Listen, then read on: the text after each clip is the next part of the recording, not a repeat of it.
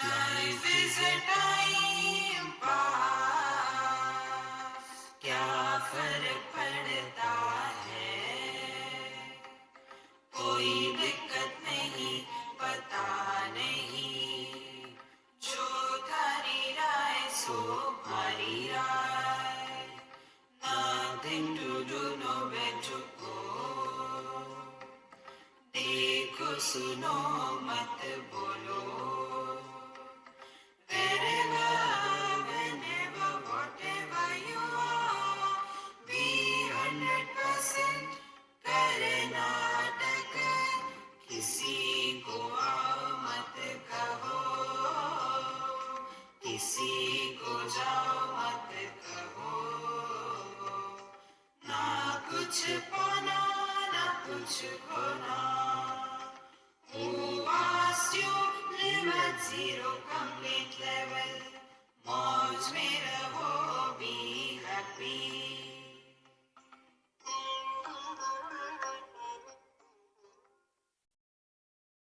श्री कृष्णा श्री कृष्णा श्री कृष्णा श्री कृष्णा। गुरुर्ब्रह्मा गुरुर्विष्णुः गुरुर्देवो महेश्वरः, गुरु साक्षात् परं ब्रह्म, तस्मै श्री गुरवे नमः, तस्मै श्री गुरवे नमः। हमारी आध्यात्मिक साधना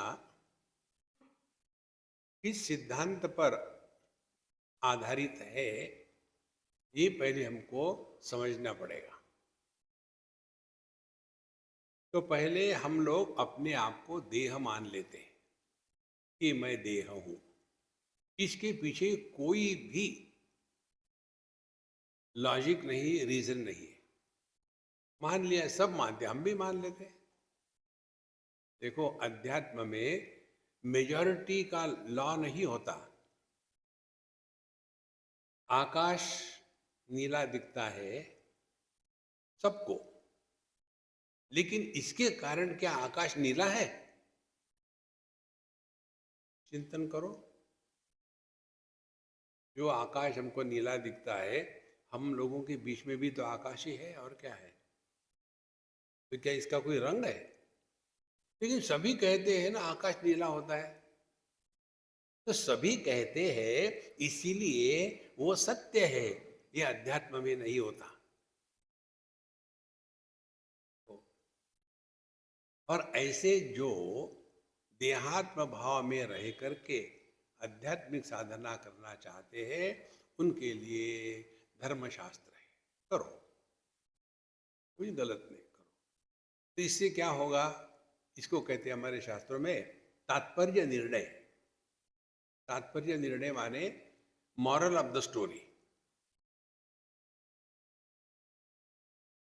जैसे एक कौवा था और एक लोमड़ी थी। तो लोमड़ी ने कौवे को अपने घर बुलाया। बेचारा कौवा पहुंच गया। आज आवाज में थोड़ा हमिंग आ रहा है।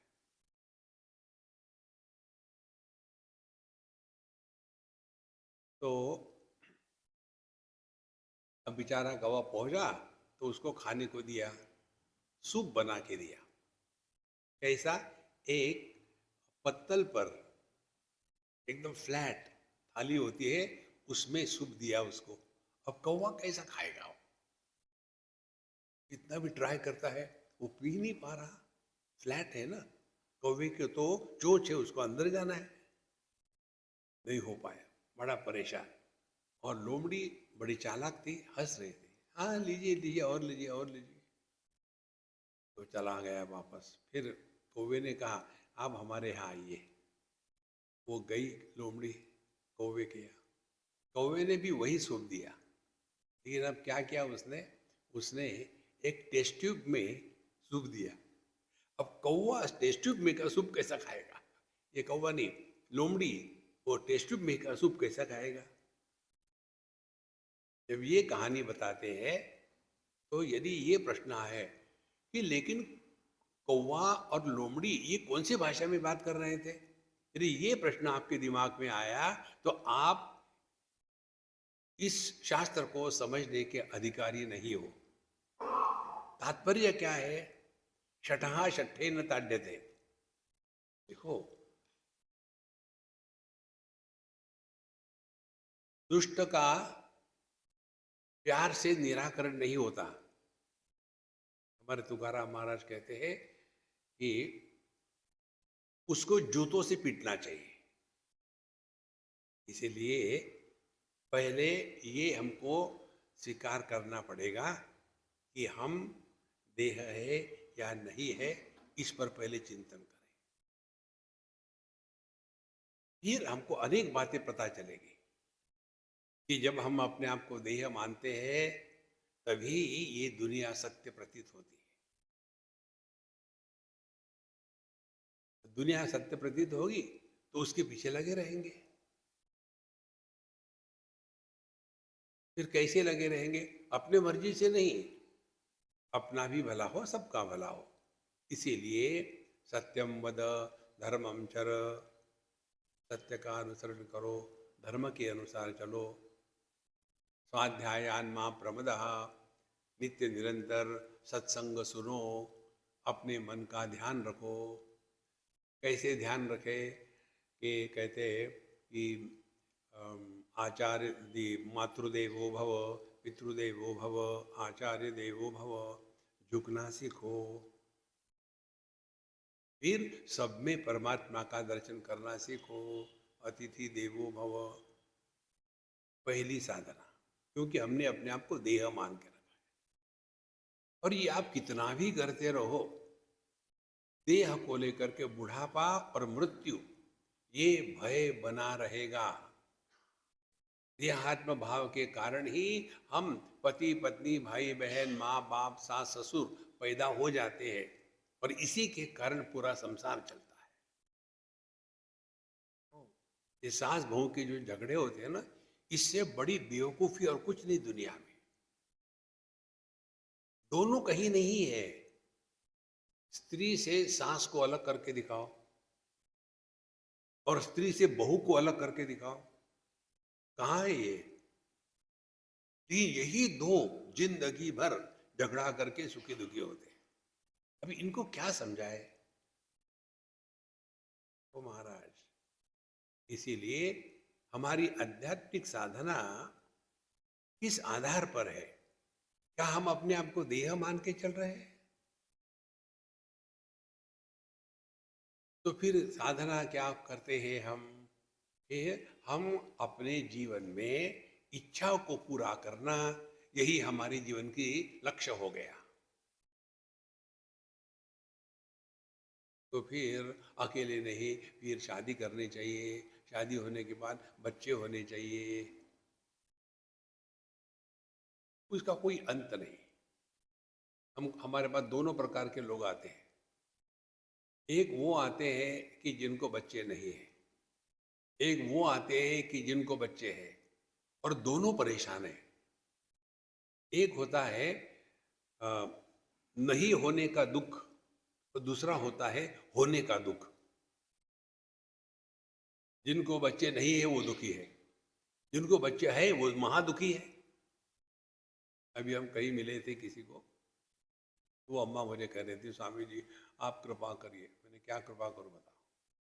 बोले देखो मेरा जो लड़का है ना, अब उसको बच्चे नहीं चाहिए, लेकिन मैं इसको कहती हूँ बेटा बच्चे तो होने ही चाहिए। बस इसको लेकर के माँ और लड़का 24 घंटे यही झंझट। साहब जी मैं क्या करूं?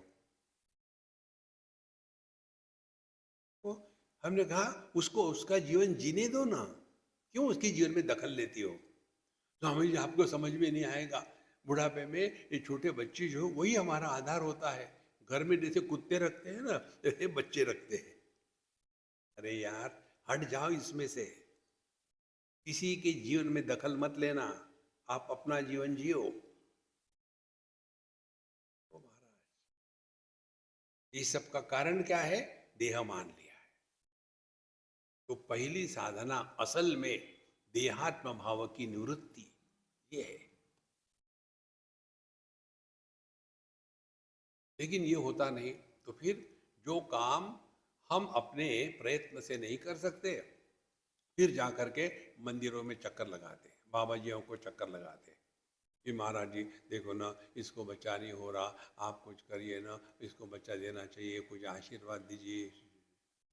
माने हमारा भगवान के पास जो जाना है वो भी केवल इच्छा की पूर्ति के लिए ही है। तो यदि हमको अपनी जीवनी लिखनी हो तो क्या जीवनी लिखेंगे? भगवान शंकराचार्य ने हमारे लिए लिखी है, बालस्तावत क्रीडासक्ता। जब तक बच्चे हैं ये खेलना चाहिए, वो खेलना, ऐसा चाहिए वैसा। बालस्तावत क्रीडासक्ता, तरुणस्तावत तरुणी रखता। जब जवान है तो दौड़ते हैं लड़के लड़कियों के पीछे। वृद्धस्तावत चिंतासक्ता, बुढ़ापे में चिंता ही चिंता चलती है। परमे ब्रह्मणि कोपि न रखता। पूरा जीवन यदि हमको लिखना हो तो क्या लिखेंगे? हमने अपने जीवन में अपनी इच्छाओं को पूरा करने का असफल प्रयत्न किया है। इच्छाएं कभी पूरी नहीं होती, और ये इच्छाएं भिन्न भिन्न रूप लेके आती है। तो ये दो बातों समझ लेना। अध्यात्म का तात्पर्य देहात्म भाव की निवृत्ति और इच्छा को पूरा करना, यह अध्यात्म नहीं है।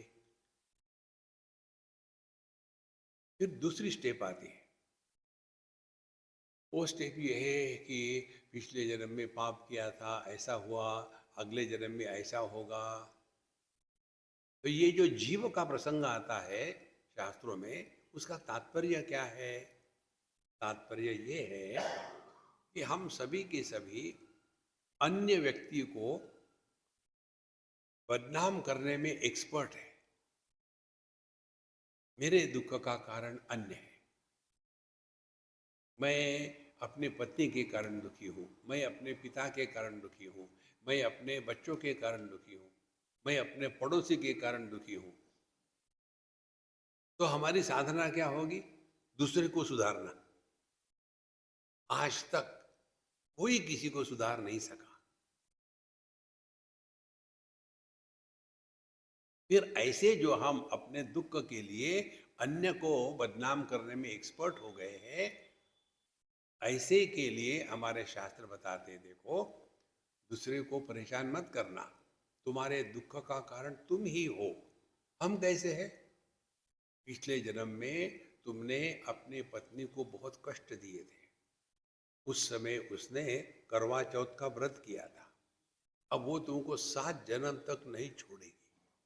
अब इस जन्म में पिछले जन्म के कष्ट का सूद के साथ बदला निकाल रही है।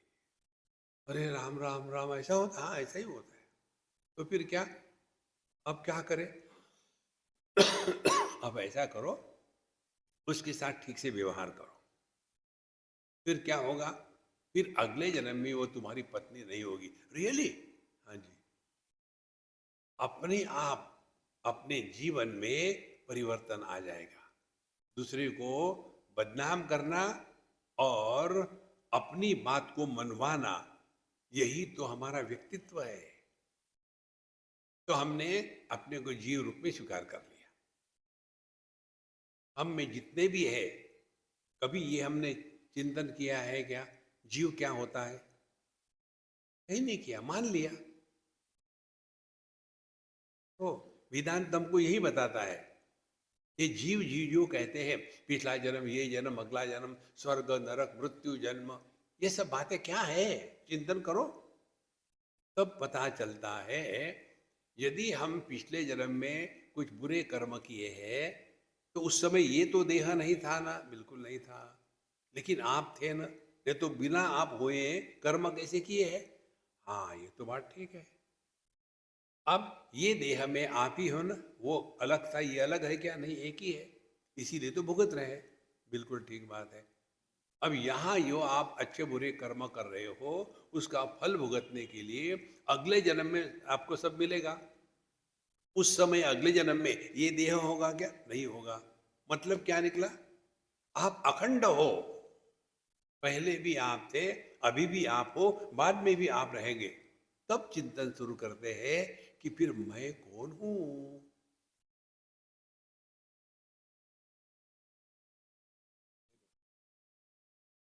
फिर चिंतन शुरू होता है, मैं तो फिर देह से अलग ही होना चाहिए, क्योंकि ये देह जब नहीं था तो अन्य देह में मैं था, इस देह में मैं हूं, फिर ये देह नष्ट हो जाएगा तो अगले देह में मैं रहूंगा।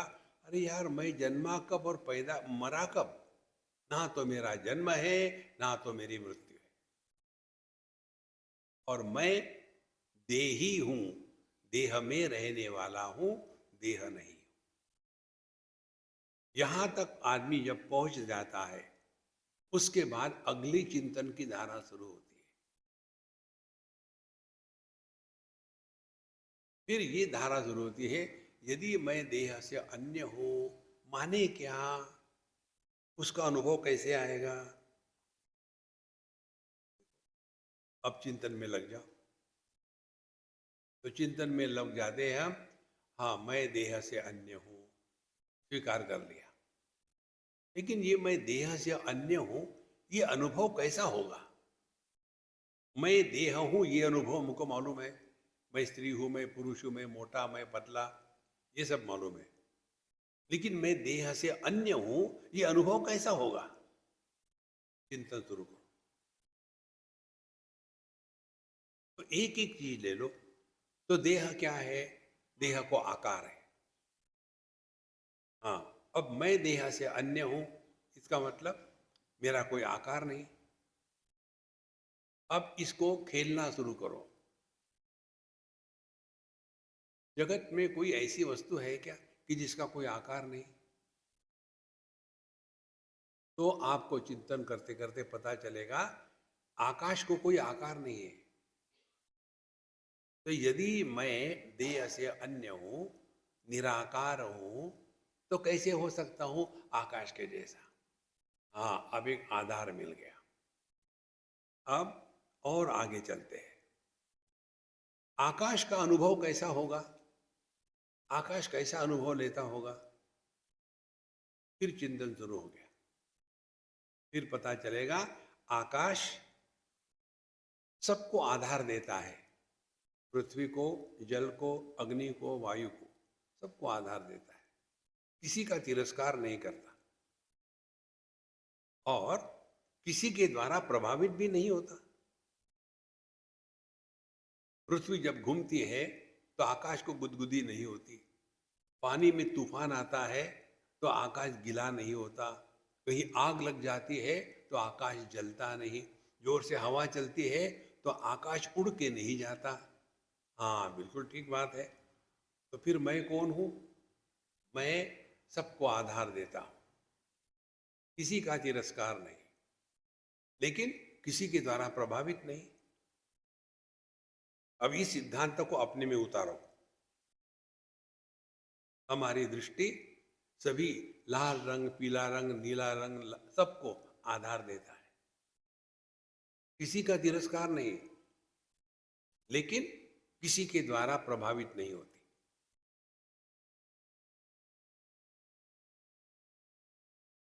आपने कुछ किया इस समय? कुछ नहीं किया। यदि ये बात गले उतर गई हो तो जगत के जितने भी रूप रंग है, उसको लेकर के जो हम परेशान होते हैं, उससे परेशान होना बंद हो जाएगा। हमारा संसार क्या है? मुझे नहीं ये पीला रंग अच्छा लगता है, येलो येलो डैंटी फेलो, मुझे तो लाल रंग अच्छा लगता है। दूसरा है, मुझे लाल नहीं, खून का रंग, खूनी हो तो। तीसरा कहता है, नहीं मुझे तो नीला रंग अच्छा लगता है। अब इसमें क्या तात्पर्य है? कोई लॉजिक है इसके पीछे? और हमारा पूरा जीवन इन्हीं विषयों के प्रति राग द्वेष करके ही चल रहा है, और बड़े आध्यात्मिक साधक बनते हैं। देखो संतो, ये जो खेलना है, इसी को कहते हैं आध्यात्मिक जीवन। एबनॉर्मल मत बनो। नॉर्मल रह रहे हैं, इतने साधारण कि कोई हमको पहचाने तक नहीं कि हम अध्यात्म के मार्ग पर चल रहे हैं। जहां विशेषता आ गई वहां संसार शुरू हो गया। आकाश में कोई विशेषता नहीं है, हमने आकाश पर विशेषता थोप दी है, पूर्व पश्चिम उत्तर दक्षिण, वैसा कुछ नहीं होता। इसीलिए यह जो ज्ञान है ये इंद्रिय मन बुद्धि के द्वारा प्राप्त नहीं होता, समझदारी से। समझदारी क्या है? अपने अनुभवों से सीखो, हमको कोई नहीं सिखा सकता, हमको स्वयं को सीखना है। इसीलिए इस केनोपनिषद में जब गुरु महाराज ने कहा कि देखो तुम जो पूछ रहे हो ये क्या है जिसके कारण मन इंद्रिय बुद्धि अपने अपने कार्य में लगते हैं, मुझे बताओ। गुरु ने कहा हम बता नहीं सकते, क्योंकि यह ना तो आँखों का विषय है, ना तो कानों का विषय है, ना तो मन का विषय है, ना बुद्धि का विषय। फिर क्या है? फिर कहते हैं जिसके कारण मन में मनन करने की क्षमता आती है वो ब्रह्म है, वो ब्रह्म तुम हो। ये वो तत्व है जिसके कारण आंखों में देखने की क्षमता आती है, वो ब्रह्म तुम हो। और इसीलिए आंखों से इसको देखा नहीं जा सकता। जैसे बिजली क्या है? बिजली बल्ब में जो प्रकाश के रूप में प्रकट होती है, और इसीलिए यह जो प्रकाश है बिजली को प्रकाशित नहीं कर सकता। आंखें रूप रंग को देख सकती है, तो वह वो तत्व है जिसके कारण आंखों में रूप रंग को प्रकाशित करने की क्षमता है, लेकिन आंखें जिसको देख नहीं सकती वो तुम हो। यश्चक्षुषा न पश्यति येन चक्षुगंश पश्यति तदेव ब्रह्मत्वं विद्धि नेदं यदिदम् उपासते। यद वाचा नभ्युदितं येन वागभ्युद्यते तदेव ब्रह्मत्वं विद्धि नेदं यदिदम् उपासते। जो जिसके कारण वाणी में बोलने की क्षमता है, लेकिन जो वाणी का विषय नहीं है वह परमात्मा है, और वह तुम हो। इस प्रकार से गुरु महाराज ने शिष्य को बता दिया। अब शिष्य गुरु को कहता है, हाँ हाँ, क्या कहता है गुरु को? यहां से अब दूसरा खंड प्रारंभ होता है। यदि मन्यसे सुवेदेति दहरमेवापि नूनम् त्वं वेत्थ ब्रह्मणो रूपम् यदस्य त्वं यदस्य देवेषु अथ नो मीमांस्यमेव ते मन्ये विदितम्। यदि मन्यसे सुवेदेति दहरमेवापि नूनम् त्वं वेत्थ ब्रह्मणो रूपम्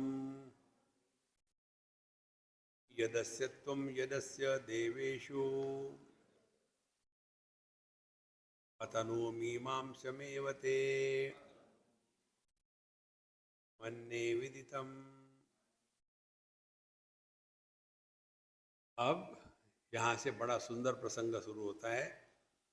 सब कुछ बता दिया गुरु महाराज ने, और अब विद्यार्थी कहते हैं महाराज खूब समझ में आ गया, एकदम क्लियर हो गया, समझ में आ गया, ठीक से समझ में आ गया। देखो भौतिक ज्ञान में और अध्यात्म ज्ञान में क्या फर्क है? भौतिक ज्ञान में जब विद्यार्थी कहता है कि सर मुझे ये जो पाइथागोरस का सिद्धांत है ठीक से समझ में आ गया, तो गुरु महाराज कहते बहुत अच्छा, तुम इंटेलिजेंट हो। लेकिन वेदांत में, अध्यात्म के क्षेत्र में जब कहता है विद्यार्थी मुझे ठीक से समझ में आ गया है, तो डंडे पड़ते हैं। क्योंकि क्या बताया था, ये समझ का विषय नहीं है। तुमको कैसे समझ में आया? मैंने भगवान को देखा है, जो आंखों का विषय नहीं है उसको कैसे देखा है? इसीलिए यदि यदि आप मन से सुबह देती, मुझे एकदम ठीक से समझ में आ गया, तो कहते दहर में वापी नूनम, तुमको इतना भी समझ में नहीं आया। बेचारा विद्यार्थी सोच रहा था कि मैं कहूंगा गुरु महाराज को, हाँ जी गुरु खुश हो जाएंगे, लेकिन यहाँ उल्टा हुआ। खाक समझ में आया, बड़ा समझ में आया, बड़ा ज्ञानी बने जा रहा। तो हमारे दक्षिणामूर्ति स्तोत्र के जो ध्यान श्लोक है, उसमें पहला ही श्लोक है, मौनम व्याख्या प्रकटित पर ब्रह्म तत्व युवानम वर्षेष्टान्ते वसदृशिगणैः आवृतं ब्रह्मनिष्ठैः आचार्येन्द्रं करकलितचिन्मुद्रमानन्दरूपम्।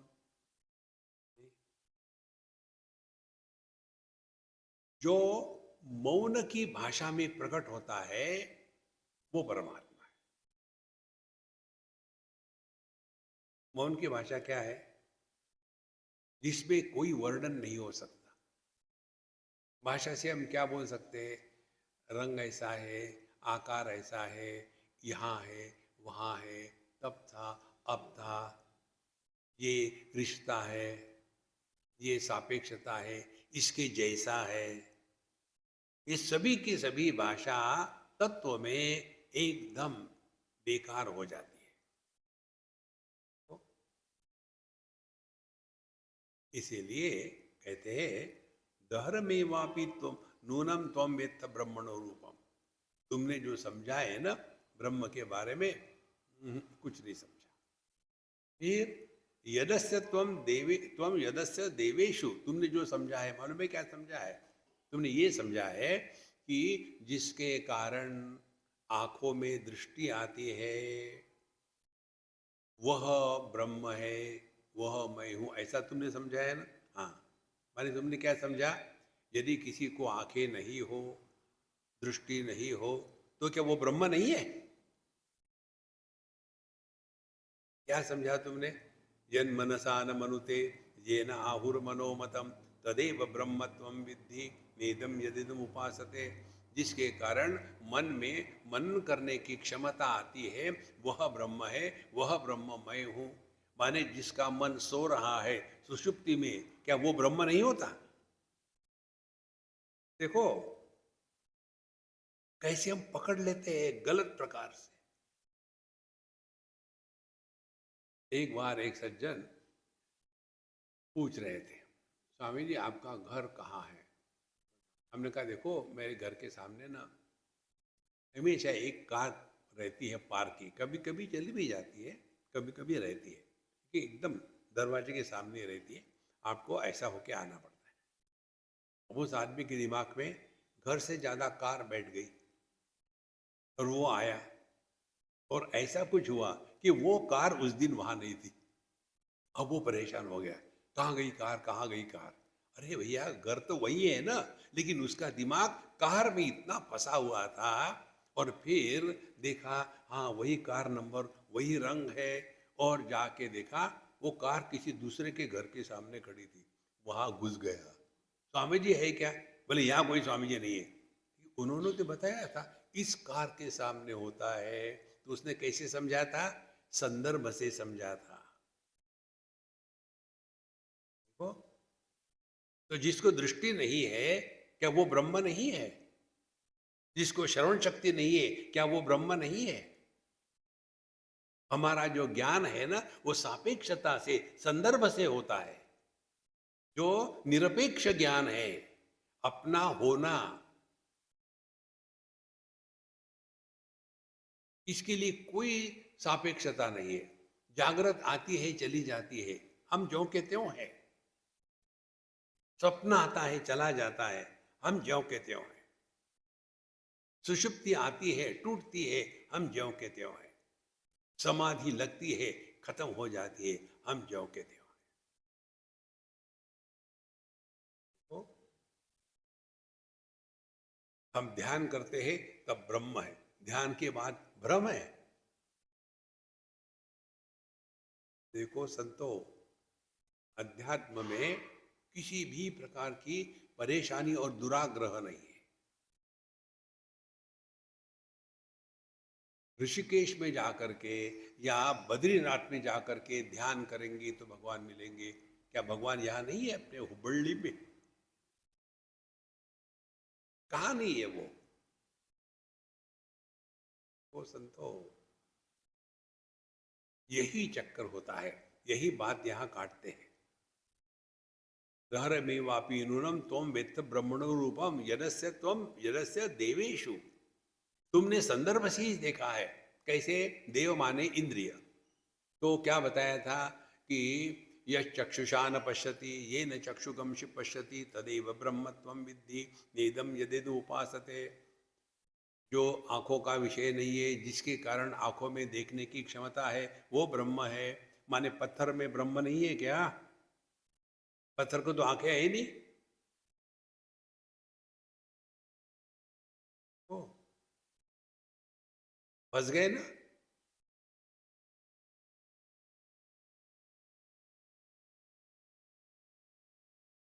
और यही बात सबसे ज्यादा साधकों के साथ हो जाती है।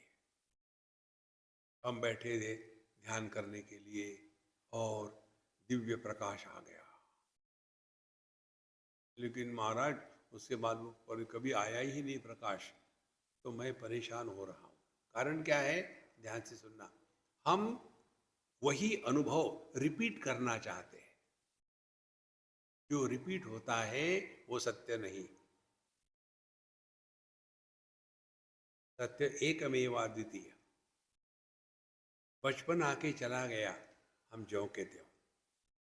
जवानी आके चली गई, हम ज्यों के त्यों। मध्यम वय आके चला गया, हम ज्यों के त्यों। बुढ़ापा भी जाएगा, हमको कुछ नहीं होगा।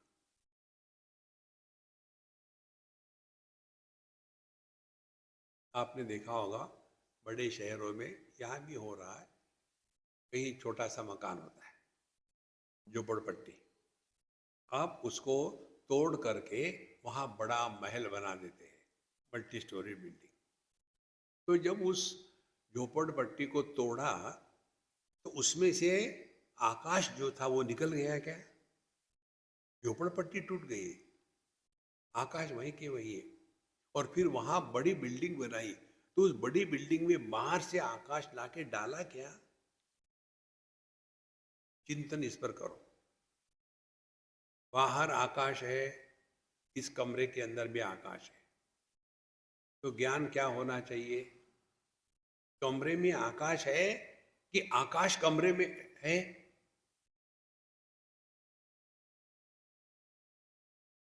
आकाश में कमरा है कि कमरे में आकाश है, ऐसा कहो। ठीक है, कमरा आकाश में है या आकाश कमरे में है? चिंतन करो। और यदि ये कमरा टूट जाता है तो इसमें का आकाश निकल करके बाहर चला जाएगा। तो सिद्धांत क्या हो गया? सिद्धांत हो गया यह कमरा आकाश में है। अब यही बात अपने पे उतारो। ये अंदर बाहर का भेद क्यों निर्माण हुआ? क्योंकि हमने दीवालों को महत्व दिया है। बाहर का आकाश जैसा वैसा ही अंदर का है, कोई फर्क नहीं। अब यही बात अपने में उतारो।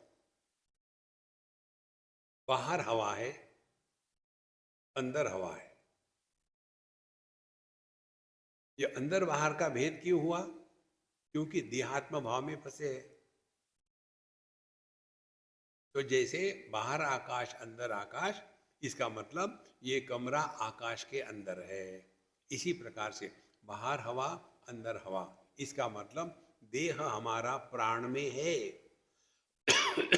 प्राण देह में नहीं है।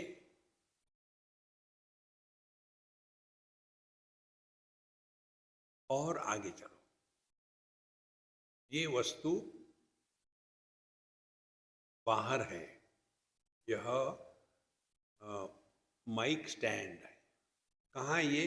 बाहर है। इसका ज्ञान कहाँ हो रहा है? ज्ञान ये माइक स्टैंड को हो रहा है कि मुझे हो रहा है? मुझे हो रहा है। मुझे ज्ञान कहाँ बाहर हो रहा है? नहीं, अंदर हो रहा है। तो वही मन बाहर वस्तु को ग्रहण करता है और अंदर ज्ञान को प्रकट करता है। तो ये अंदर बाहर का भेद केवल देहात्म भाव से है। इसीलिए सत्य क्या है? सत्य ये है कि यह देह मन में है, मन देह में नहीं है।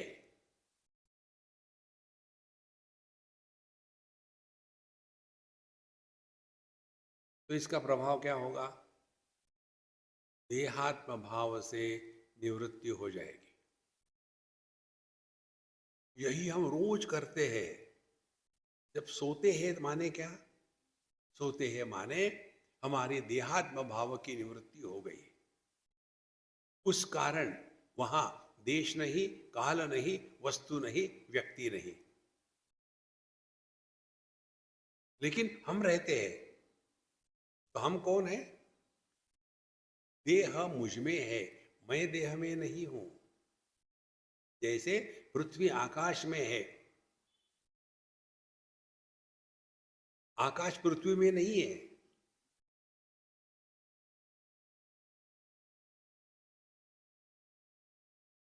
अब इस समय आप अपने अंतःकरण की स्थिति को देखो।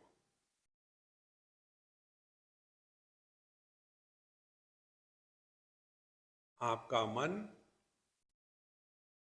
एकदम निराकार हो गया है। साकार चेतना उसको कहते हैं मन, और निराकार मन जो है वही है चेतना।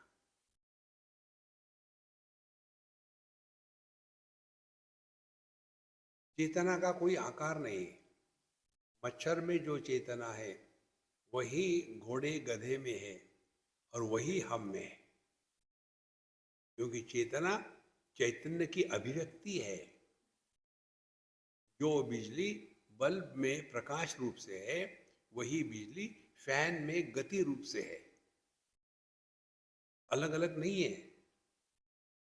लेकिन बल्ब फ्यूज हो गया तो बिजली को कुछ नहीं होता, फैन गड़बड़ी हो गई तो बिजली को कुछ नहीं होता, रूप रंग हट गए तो दृष्टि को कुछ नहीं होता, जागृत अवस्था खत्म हो गई तो हमको कुछ नहीं होता।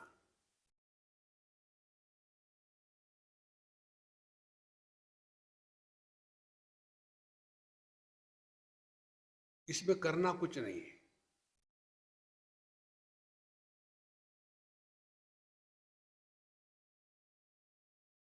जितनी मात्रा में आपका देहात्म भाव खत्म होगा उतनी मात्रा में आपका मन चेतना में डिसॉल्व होने के लिए तैयार हो रहा है। जिस प्रकार से बर्फ का टुकड़ा पानी में घुल जाता है, वैसे ही जो हमारे मन ने देह के आकार को धारण किया है, सुषुप्ति में क्या है? मन देह के आकार को त्याग देता है। फिर क्या होता है मन का? यह मन समष्टि मन में एक हो गया। जैसे दीवारें हटा दी इस मकान की तो जो व्यष्टि आकाश था वो सब में मिल गया।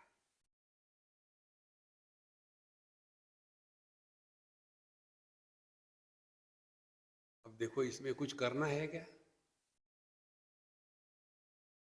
ना आसन करना है, ना प्राणायाम करना है, ना जप करना है, ना पूजा करनी है, ना पोथी करनी है, ना दान धर्म करना है, ना तीर्थ यात्रा जाना है। कारण क्या है? क्या वहां जाके परमात्मा मिले? यहां नहीं है क्या? ये करने से परमात्मा मिलेंगे, नहीं क्या करेंगे तो परमात्मा नहीं है क्या? सचेत प्राणियों में ही परमात्मा है, ईंट पत्थरों में नहीं है क्या? वो संतो, यह वास्तविक ज्ञान है। लेकिन ये हमारा विद्यार्थी जो था, उसने क्या किया कि हाँ मुझे समझ में आया, केवल जैसे पैरेटिंग होता है ना अपना टेप रिकॉर्डर प्ले करते रहता है। इसके बारे में एक बड़ी सुंदर कहानी है। एक बार एक बूढ़ा पक्षी था, कबूतर समझ लो, और बाकी बच्चे थे, कबूतर बच्चे। तो बूढ़े कबूतर ने कहा, देखो बेटा, संभाल के जीना, अभी बहेलिया आएगा, बहेलिया माने हंटर, बहेलिया आएगा, यहाँ जाल बिछाएगा, उसमें धान के या खाने के दाने डालेगा, तुम उसमें मत जाओ, वो तुमको पकड़ के ले जाएगा। कहो, सबने कोरस में शुरू कर दिया, त्र्यंबकम यजामहे सुगंधिम पुष्टिवर्धनम उर्वारुकमिव बंधनान् मृत्योर्मुक्षीय मामृतात्। शुरू हो गया। जब पहले आएगा, जाल बिछाएगा, धान डालेगा, उसमें मत जाओ, नहीं तो उठा के ले जाएगा। फिर बहेलिया आ गया, जाल बिछाया, धान डाल दिया, उसमें जाके बैठे, उठा के ले गया, और उस जाल में फंसे हुए उनका जब चल रहा है, बहेलिया आएगा, धान बिछाएगा, उठा के ले जाएगा। ये कहानी आपकी हमारी।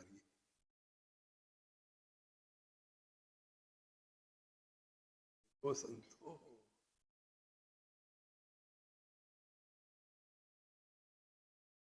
बिल्कुल कितनी सहज बात है, लेकिन आदमी को कुछ ना कुछ करने का रोकन, को अरे शांत रहो ना, जहां है वहां मस्त रहो, वहां जाएंगे, ये करेंगे, वो करेंगे, बहुत हो गया। और करते भी है तो किस लिए? कुछ प्राप्त करने के लिए नहीं है, फिर टाइम पास करना है, और क्या। अब हम घूमते दुनिया में, हमको क्या मिलना है? इसमें कुछ नहीं मिलना, फिर क्यों घूम रहे? Time pass. जब आदमी टाइम पास का सिद्धांत लेता है ना, उसमें लाभ हानि दोनों नहीं होती। जैसे हम बच्चों के साथ खेलते हैं, तो हम जब खेलेंगे बच्चों के साथ, तो उस समय बच्चे के मन में होता है कि मुझे जीतना है, स्वामी जी को हराना है, और मैं क्यों खेल रहा हूं? जब तक कि खाना तैयार होता है, टाइम पास करना है, मुझे क्या फर्क पड़ता है जीतने हारने में? लेकिन बच्चे के लिए मुझे तो जीतना है। और फिर बताएगा, देखो मैं स्वामी जी के साथ खेल रहा था, हराया उनको, और मैं क्या करूंगा? हंसूंगा ना, क्या गुस्सा करूंगा उसके साथ? संतो, ये है केनोपनिषद। यदि मन्य से सुवेदेति दहरमेवापि नूनम तम वेत्थ ब्रह्मणो रूपम यदस्य त्वम अथनु देवेशु। तुमने केवल संदर्भ से ही जाना है, सभी संदर्भ छोड़ दो। देव माने इंद्रिय, द्योतना देव, जो प्रकाशित करते हैं उसको देव कहते हैं। तो यदि हम अपने सभी ज्ञानेन्द्रिय, मन, बुद्धि, इनका सबका त्याग कर दे, तो भी हम रहते हैं। सुषुप्ति अवस्था में ज्ञानेन्द्रिय काम नहीं करते, मन काम नहीं करता, बुद्धि काम नहीं करती, ये हम होते हैं ना।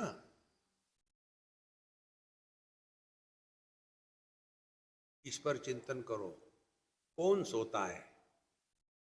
सो के मत दिखाना, कौन सोता है इस पर चिंतन करो, तो आपको इस चिंतन में बड़ा आनंद आएगा। जागृत पुरुष नहीं सोता, क्योंकि वो नींद में था ही नहीं। स्वप्न पुरुष भी नहीं सोता, क्योंकि वो भी नींद में नहीं था। और जो नींद में था वो भी नहीं सोता, यदि वो सोता तो ये नींद है किसको पता चलता?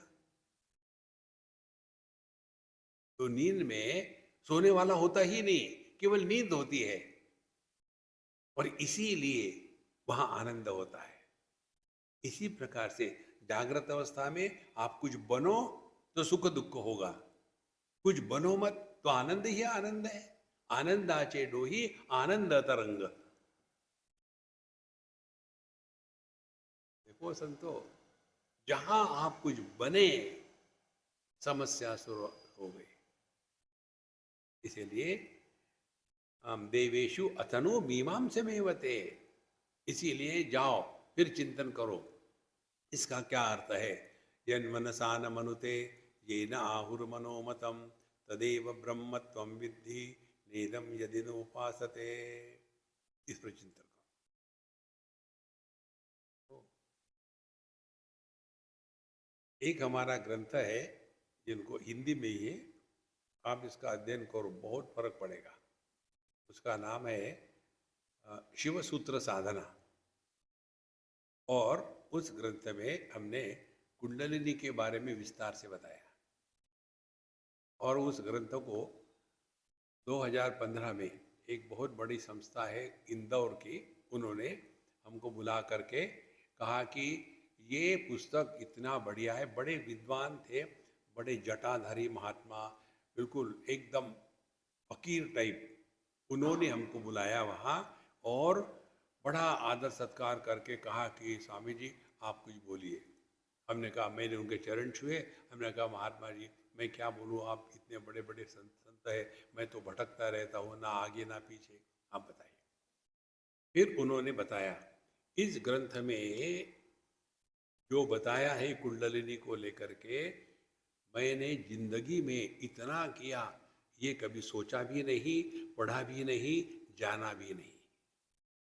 आप इसको पढ़ो।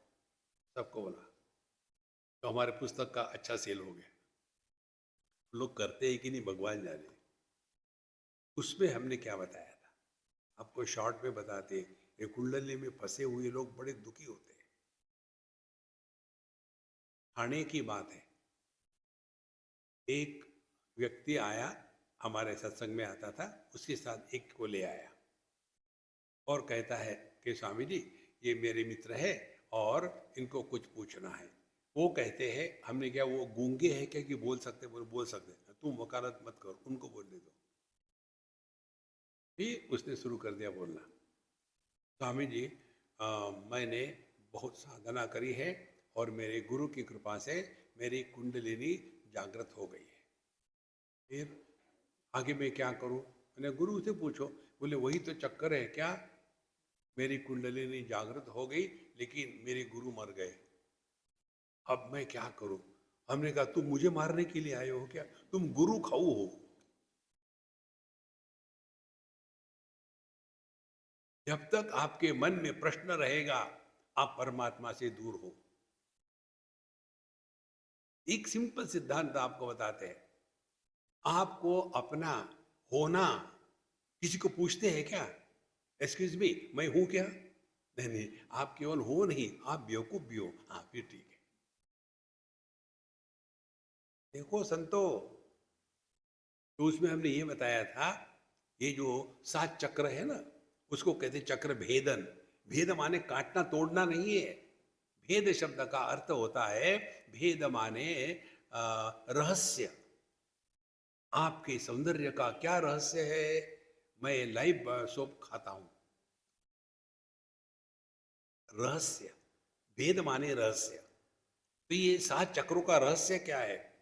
रहस्य यही है कि मूलाधार चक्र माने देहात्म भाव।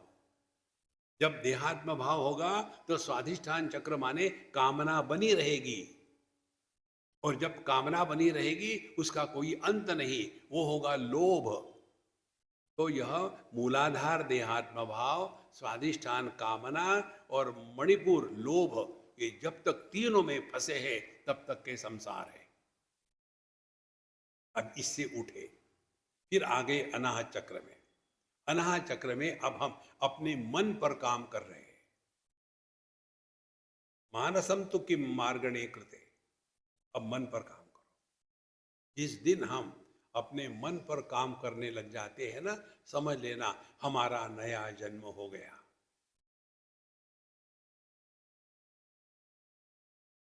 माँ बाप ने दिया हुआ देह मरने के लिए होता है, लेकिन जब साधक अपने मन पर काम करने लग जाता है तो वो उसका नया जन्म है।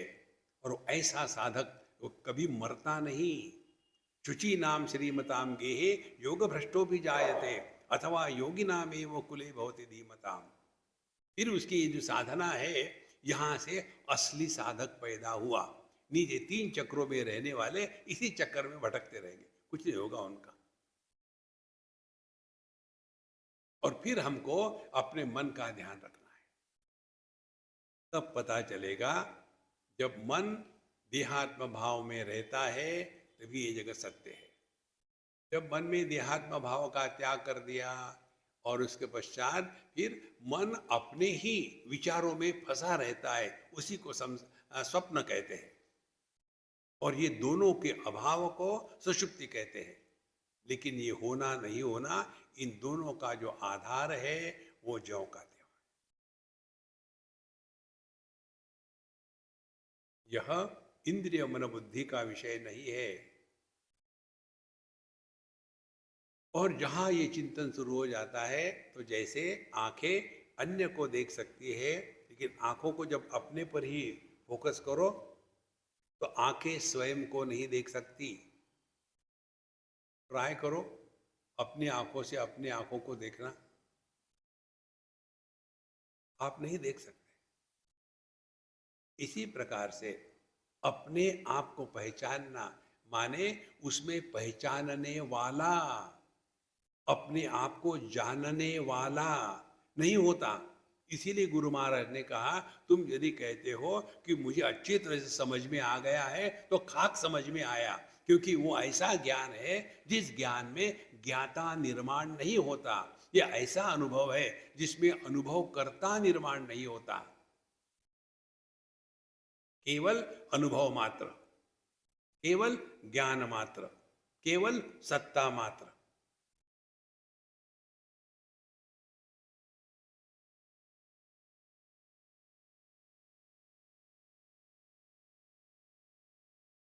मीमांस में वते, इस पर चिंतन करो, मीमांसा करो।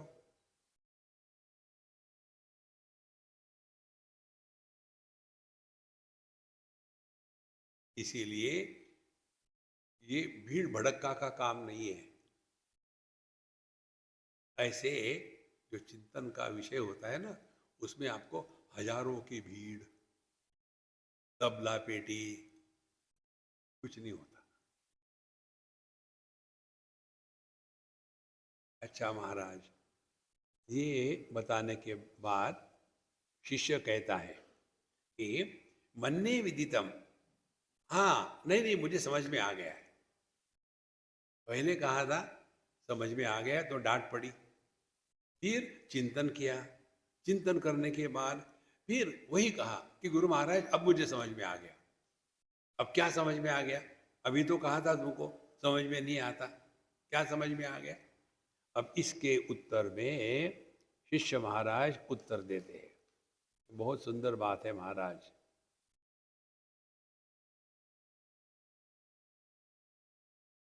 ये है दूसरा मंत्र। ना हम मन्ने सुवेदेति नो न वेदेति वेद च, यो नस्तद्वेद तद्वेद नो न वेदेति वेद च। ना हम मन्ने सुवेदेति नो न वेदेति वेद च, ना यो नस्तद्वेद तद्वेद नो न वेदेति वेद च। बड़ा सुंदर है। इसका भाषांतरण ऐसा होगा कि ना हम मन्ने सुवेदेति, मैं ये नहीं कहता कि मुझे ठीक से समझ में आया है, लेकिन इसका अर्थ ये नहीं है कि मुझे समझ में नहीं आया, मुझे समझ में आया। इस प्रकार से जिसको ये समझ में आता है कि ये समझ में नहीं आता, उसी ने ठीक से समझा है। आ गया समझ में? देखो, ना हम मन्ने सुवे देती। मैं ये नहीं कह रहा हूं गुरु महाराज कि मुझे ठीक से समझ में आया। माने मैं आपको वो अनुभव बताने जा रहा हूं जिसमें समझ ना समझ दोनों नहीं है। देखो, जिसमें दृष्टा दृश्य यह भेद नहीं है, जिसमें ज्ञाता ज्ञेय यह द्वैत नहीं है। ना हम मन्ने सुवे देती। मैं ऐसा नहीं कहता हूं कि मुझे बहुत बढ़िया समझ में आया जैसे भौतिक जगत में होता है, वैसा नहीं। फिर ना हम मन्ने, फिर नो न वेदेति वेदच। हम लोगों में जितने भी ब्रह्मचारी हैं, विद्यार्थी हैं, इनमें से वो ऐसे जानते हैं कि यह तत्व जानने का विषय नहीं है। यो नस्तद्वेद तद्वेद, जो इस प्रकार से तत्व को जानता है कि यह हमारा स्वरूप ज्ञान का विषय नहीं है, यह ज्ञान है। देखो, हमारे वेदांत के शास्त्र का सिद्धांत आपको बताते हैं, ब्रह्म जो है इस जगत का अभिन्न निमित्त उपादान कारण है। अभिन्न माने एक, इसमें कोई भेद नहीं है। उपादान कारण और निमित्त कारण। उपादान कारण माने, उदाहरण से समझेंगे, एक मिट्टी का घट है। इस मिट्टी के घट में दो चीजें आवश्यक है। एक तो मिट्टी चाहिए और मिट्टी को घट में बनाने वाला कुम्हार चाहिए। केवल मिट्टी होगी तो घट नहीं होगा, और केवल कुम्हार होगा तो घट नहीं होगा, दोनों चाहिए। तो मिट्टी को कहते हैं उपादान कारण और कुम्हार को कहते हैं निमित्त कारण। परमात्मा ब्रह्म इस जगत का निमित्त कारण भी है, उपादान कारण भी है। माने इस दुनिया के मटके का मिट्टी भी परमात्मा है, और इस दुनिया के मिट्टी के घट को बनाने वाला भी परमात्मा है। दोनों एक ही है। इसी एक सिद्धांत को लेकर के हमारे हिंदू धर्म में, हमारे सनातन धर्म में पत्थरों की भी पूजा होती है।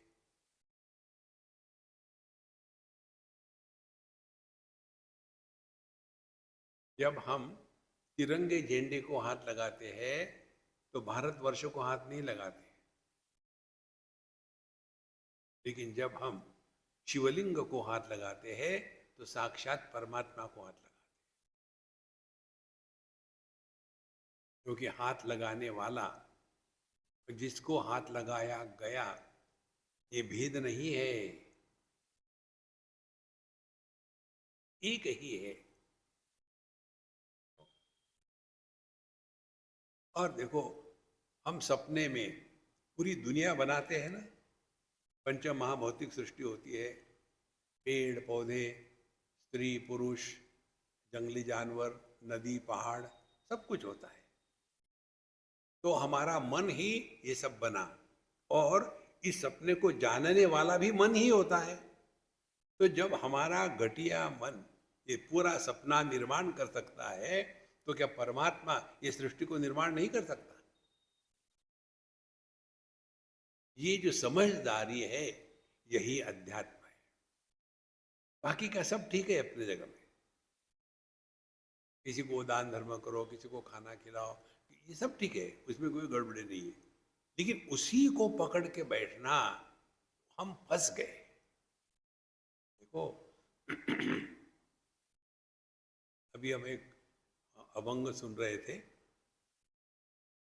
जिसमें कहते हैं, ना तो पुण्य करना है ना पाप करना है, ना तो पुण्य करने का अभिमान हो, ना तो कुछ गलती हो गई तो उसकी ग्लानि हो। क्योंकि हम कौन है? जैसे गंगा जी बहती है, गंगा जी ही उसके अगल बगल में रहने वाले सभी लोगों को जीवन देती है। वही गंगा जी जब बाढ़ आ जाती है, सबको उठा के ले जाती है। तो गंगा जी को दुनिया को पानी देने का पुण्य भी नहीं है और सबको नष्ट करने का पाप भी नहीं है, क्योंकि गंगा जी कुछ करती नहीं, ये हो रहा है।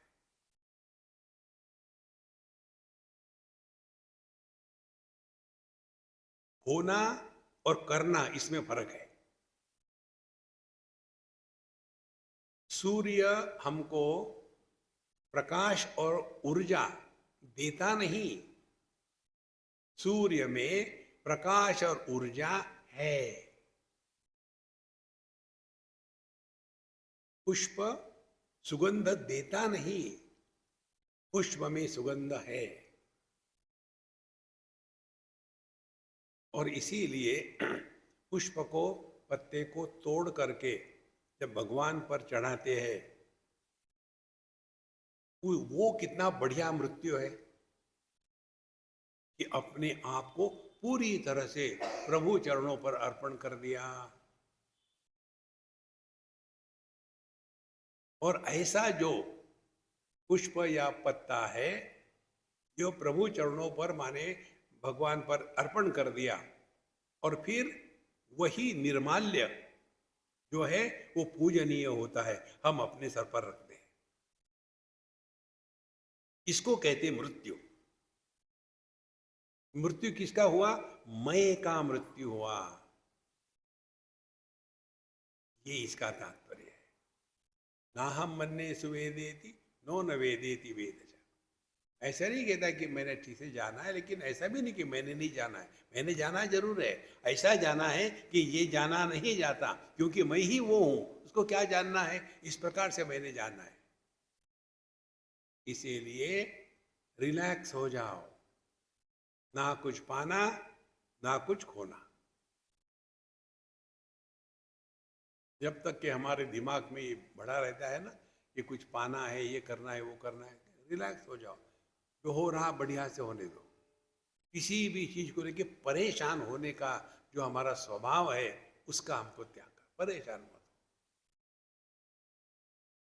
नो न वेदेति वेद च, इतना सुंदर विचार है। इसीलिए जो अनुभव इंद्रिय मन बुद्धि के सिवा होता है, माने जिस अनुभव में इंद्रिय मन बुद्धि का व्यापार नहीं है, वो हमारा स्वरूप है।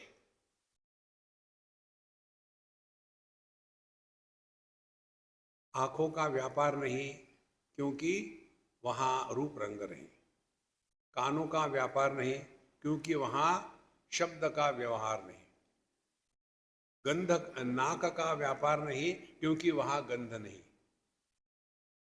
देखो, धीरे धीरे सभी इंद्रिय, मन और बुद्धि, इनके व्यापार का समापन हो गया।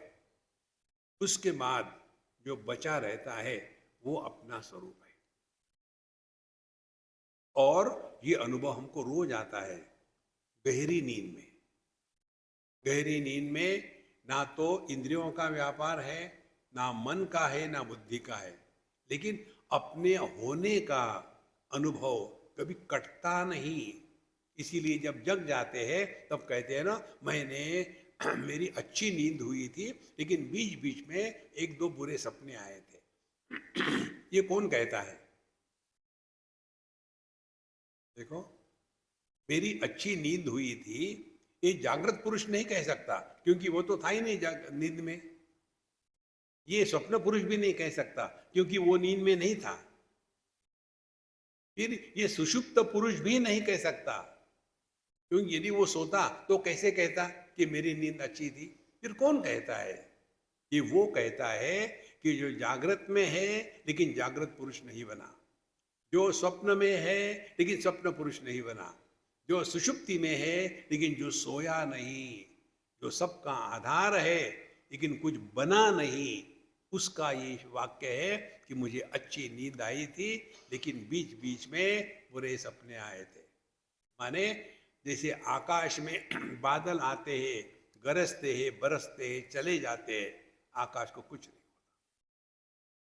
बादल आते हैं, केवल गरजते बरसते नहीं, चले जाते, आकाश को कुछ नहीं होता। रात्रि का अंधकार आकाश को कुछ नहीं होता। एकदम नीला निरभ्र आकाश, आकाश पवित्र नहीं होता, क्योंकि ये सब चला चली का खेला है। ना कुछ पाना है, ना कुछ खोना है। बचपन आया, क्या प्राप्ति हुई? बचपन चला गया तो कोई नुकसान हुआ?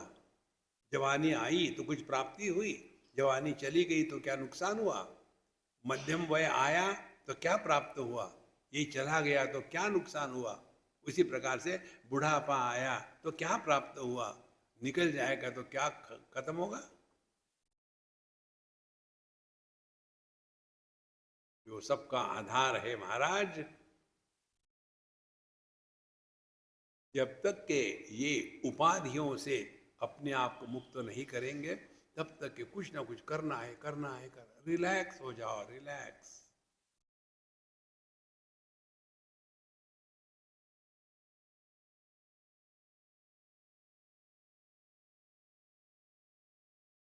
इस समय जो आपका अनुभव है,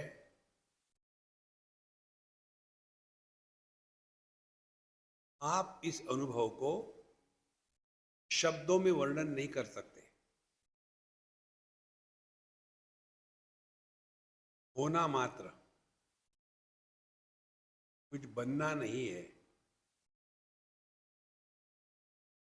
ये अनुभव वैसा ही है जैसे चार घट हो, तो चार घटों में जो घटाकाश है वो क्या अलग अलग अनुभव होगा?